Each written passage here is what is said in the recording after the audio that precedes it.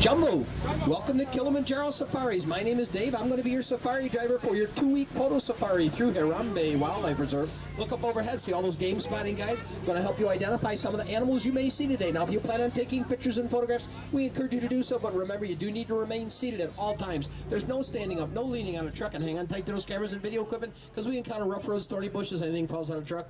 We do not stop and pick it up. Now, the Harambe Wildlife Reserve was formed in 1971 to help protect the wild animals here in Africa, but we do have a problem with poachers. So what we do is employ airborne wardens. We call them our eyes in the sky. With over 800 square miles of bush country out here, find it the best way to keep an eye on things. Now, I'm going to try and make contact with my airborne wardens when I enter the reserve today. Let them know we're going to be out there. Maybe they can help us with some game spotting guides. Symbol 1 to airborne wardens. Might you be up there today? Over.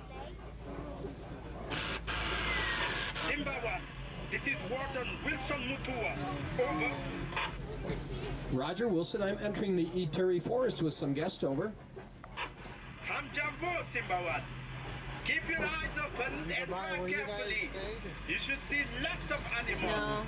No. Roger that. You do have to look amongst the trees and the bushes. A lot of the animals are very well camouflaged. Like right over here on the left, this dark brown antelope with the white stripes on his body is a bongo. Now, he can hide so well, he's known as the ghost of the forest. Look over to the right. See the black animal with the white stripes on its back end? That's an okapi. Now, everybody sees the stripes on his back end. They think he's related to the zebra, but actually, he's related to the giraffe family. He's got a long tongue, just like a giraffe, can strip the leaves off trees, just eats from a lot lower vegetation than his tall cousin, the giraffe. The okapi is very elusive, was not discovered by the Western world until 1901. Over here on the left, this watering hole is a great gathering spot for black rhino, but black rhino are very scarce. There's only about 4,200 black rhino in all of East Africa today. There they are, the black rhino. Now, they have skin that's over 1 inch thick. It's like armor, so they can pretty much ward off any predator, except for those darn human poachers. Look right here on the right, these light brown antelope here are called greater kudu. Greater kudu. A male greater kudu can actually grow to be almost 750 pounds, making him the second largest antelope you'll find in East Africa today. Now, as we go through here on safari, you will discover we can get very close to the animals because they are naturally very used to us coming through here, which is good for us, not so good for them. That means those darn poachers can get just as close as we can. Over here we have another bongo. You notice how his horns are sloped back? That's so they don't catch on any of the shrubs when he walks through them. Now, coming up on the left, we have a couple of black and white birds by a water hole. These happen to be saddle-billed storks. If you look really close, you'll see they have a little yellow saddle on top of their bill. Saddle-billed storks. They got about an 8 to 9 foot wingspan. Further up in the woods on a stump, you'll see some yellow-billed storks. They like these small snakes, frogs, fish, and even other small birds, yellow-billed storks. Okay, we are now going to head over towards the Safi River. Now we get to the Safi River with any luck today, we might spot some hippos in the river. Now, baby hippos start out only about 80 pounds when they're born. Full-grown males can weigh as much as 5,000 pounds. Now, being such large, heavy creatures, they usually stay in and underwater to keep their bodies cool. There's a couple right there, but don't strain your necks. We'll have more up ahead.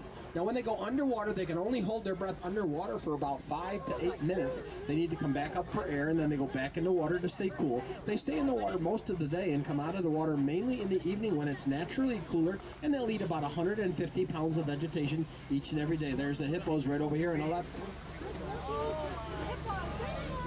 Now, I got a couple different birds here on this island. Those birds you see in the very end of the tree in the nest are white-breasted cormorants. They like to dive really deep in the water to get their fish. And all these pelicans here are pink-backed pelicans. We've even got a couple baby pelicans in a nest right there, right by the tree. Now, those pelicans do live in colonies, and they nest right there in the trees. And they often work as a team. I've seen them, those pelicans, actually herding fish to shallow water just so they can feed on them. Pink-backed pelicans. Now, when we come around this corner here, we're going to be crossing a rickety old bridge. So I want to remind everyone, please remain seated. Hang on tight. We'll get across this bridge without any troubles.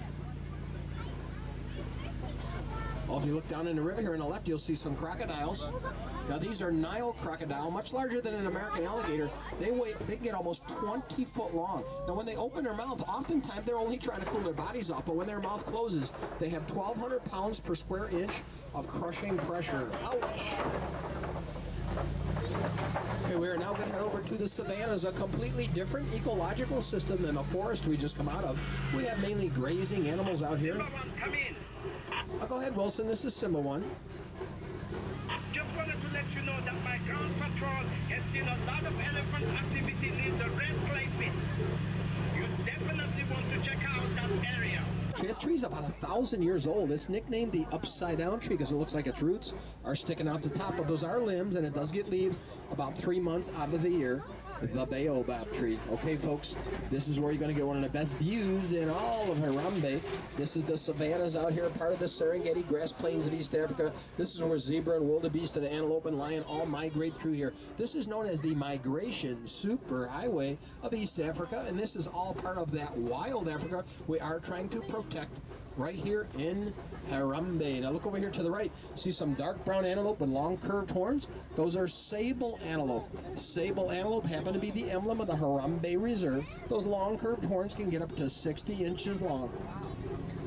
Now, the landscape that you'll see out here in the savannas is actually created by the animals that live here. Elephants are the ones that will knock trees down, like right up here on the right, just so they can eat the leaves off the limbs. And the giraffes, like the ones we got coming up here, they're the ones that like to prune the underside of all these trees for us, which is a good thing. Lets the light shine through so the grass will grow. And the wildebeest and all the antelope that migrate through here, they're the ones that chew all the grass and keep it mowed down. It's really a very nice balanced ecosystem here where there's plenty of food for all the animals. Now, when you look at all these giraffes here, these are called reticulated giraffes. Comes from the Latin word reticuli, which means net. See how it looks like they have a net-like pattern on their coat? That's why they're called reticulated giraffes. Now, a male giraffe can be as tall as 18 to 20 foot, making them the tallest animal in the world. We have a couple young giraffes over here on the left. They are over 6 foot tall when they're born. 6 foot tall when they're born.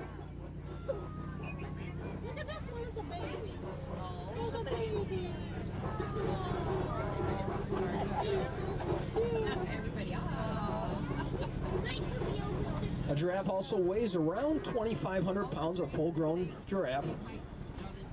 They have a tongue that's about 14 to 16 inches long. They use that tongue to actually strip the leaves off of trees.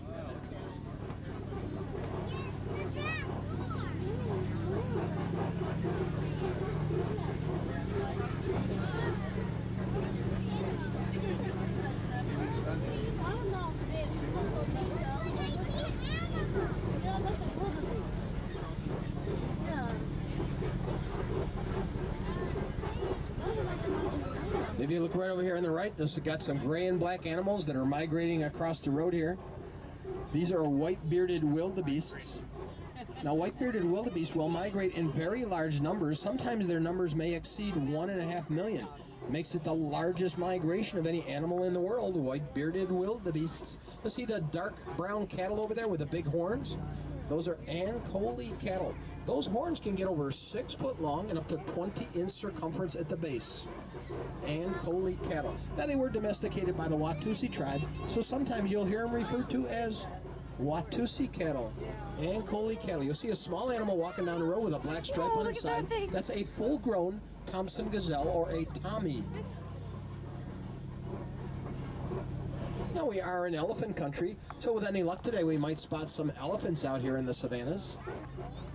As I said, the animals are free to roam over the 800 square miles of bush country we have out here, so you never know on any particular day what you're going to see. Which is a good reason why you should make reservations for another safari in the near future. Every safari is different.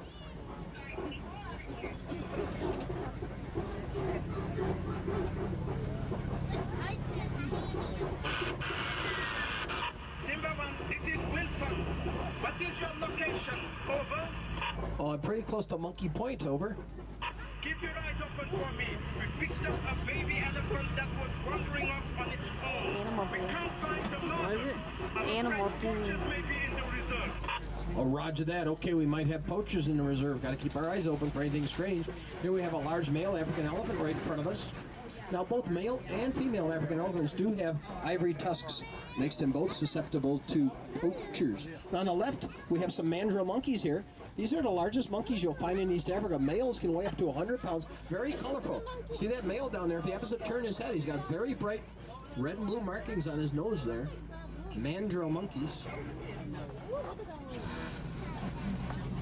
I got some music coming on the radio here. Let me see if I can tune this in for us. Sir.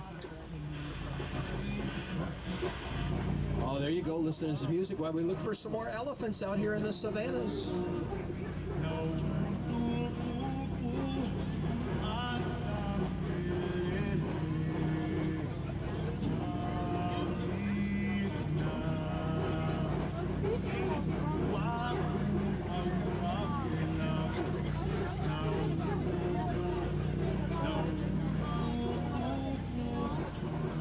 The radio off so you can hear me warn you that we got another rickety old bridge we're crossing. Everybody stay seated, hang on tight.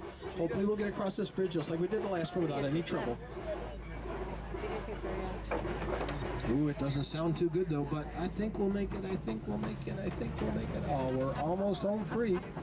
All right, very good. Now, if you spot an elephant herd, you got to realize most elephant herds are actually made up of just the babies and the females. The males like to wander off on their own a lot, but the babies do like to stay with the herd 13 to 15 years. Gives them all the time they need to learn their social skills, where the best watering holes are, and the best feeding spots. Speaking of feeding spots, we're coming up on the red clay pit. That's where Wilson said he saw some activity. I see the evidence. Look at all those tusk marks in the red clay. Elephants love to come up here and eat red clay. That's how they get a lot of the minerals they require in their diet. Now, we do have scientists and researchers on this reserve and others like this that spend a lot of time monitoring elephant activity and elephant communications, all in an effort to better understand the elephants so we can aid the elephants if required. Now, when you look at an elephant like the one we saw back there, it looks like they might have tough, leathery skin, maybe like the rhino, but actually they are very sensitive mammals. In fact, they are very prone to getting sunburn. That's why oftentimes they'll throw a lot of dust and dirt on their back, or we've even seen them roll in the mud, all in an effort to get some natural sunscreen so they don't become sunburned. Now, a large male like the one we saw back there could weigh as much as 12,000 pounds. Females weigh between 6,000 and 8,000 pounds. A baby elephant's anywhere from 200 to 300 pounds when it's born, and the mother will carry a baby for 22 months before giving birth. Females might have up to 15 babies in their lifespan, and the lifespan of an elephant is anywhere from 60 to 70 years old.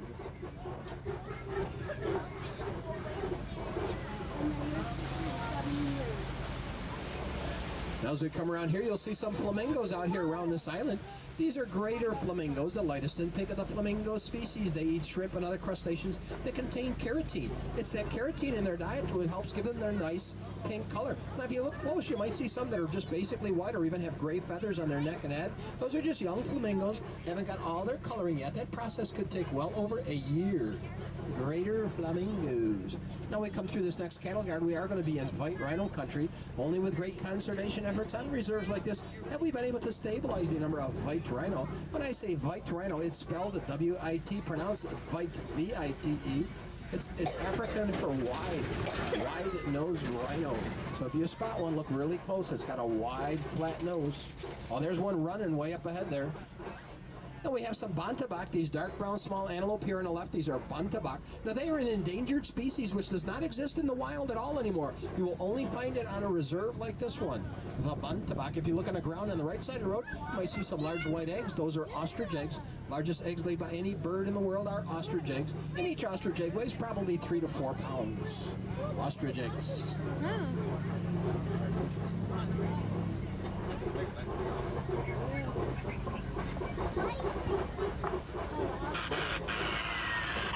Simbawan, I see you at the junction.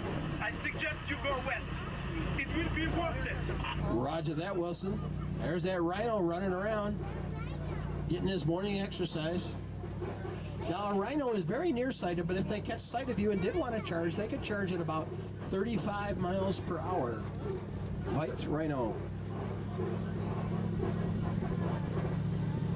We'll go slowly here, make sure he's not running up the road at us. Oh, there he goes, down to the left. Okay, we come through this tall stand of grass. You'll see a large rock formation up ahead.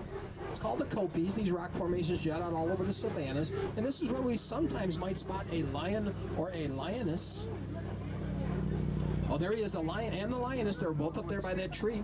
Now, they like to lay around. In fact, they lay around a good 18 to 20 hours out of their day. They hunt mainly at night, have very keen eyesight, about 6 times better than humans. And the female is actually the better hunter of the two. He's about 8 foot from nose to tail, about 550 pounds. She's around 400 pounds, makes her a little more agile and a little bit better hunter, the female lioness. He's new. Look at him. Oh, there's a rhino. Oh, gosh. Look.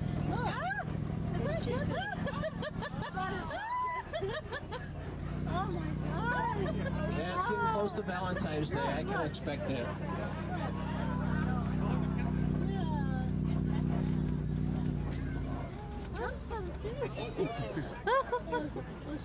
Okay, we come around here. We have some warthog burrows in the ground here. Oh, there's a warthog running around. That's the largest burrowing animal we have in East Africa, the warthog. Actually likes to dig with his nose. There's another one right over here. Got some animal care people checking out. And here we have the ostriches right here. These are the largest birds in the world. An ostrich does have wings, but an ostrich cannot fly. But they can run probably around 35 to 40 miles per hour. The ostrich, and here we have some more ostrich eggs over here on the ground.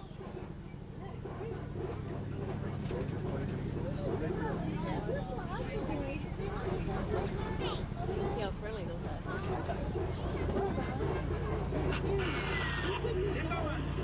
There are poachers in the area. Uh-oh. Can you help us cut them off? Roger that. I'll check with these good folks. Okay, we do have poachers in the area. You guys want to help me track the poachers down? Okay, hang on tight. Here we go. Uh-oh, I was going to the right, but I think I'll go left. Looks like somebody smashed through this gate here. Okay, hang on tight, everybody. We are now leaving the reserve. Sima 1 to Wilson. Where those darn poachers go? Over. The poachers are heading east. Keep going, and you drive them to my patrol. Over. Roger that. Hang on, everybody. Here we go.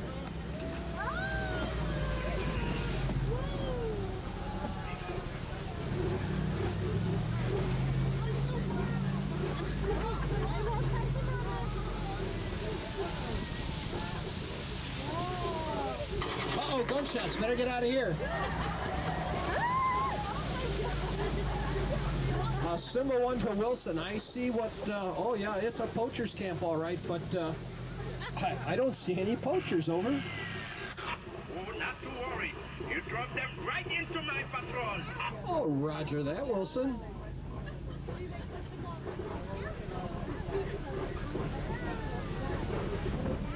The poachers ran, but they won't get far.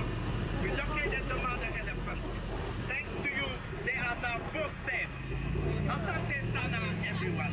Asante Sana, Wilson. I have to go now. We have to get this baby elephant back to its mother. Roger that, Wilson. Everybody give yourself a big hand. Thanks for helping me out back there. I'll tell you, I could not have done it without you. It's actually a bit of a jungle out here, you know. Okay, we come through this last watering hole. We're going to be approaching the Warden Station, bringing our 2-week safari to a close. Once again, my name is Dave, and I want to thank you for having picked Kilimanjaro Safaris as your safari drivers, and encourage you to come on another safari sometime. Remember, there are no 2 safaris alike. The animals make sure that. If you'd like to see some more wild animals from here in Africa, take a walk on Pengani's Forest Exploration Trail. We're going to see colobus, monkeys, gorillas, and meerkats. That's all on Pengani's Forest Exploration Trail. Now it's our turn to pull up to the docks. Make sure you remain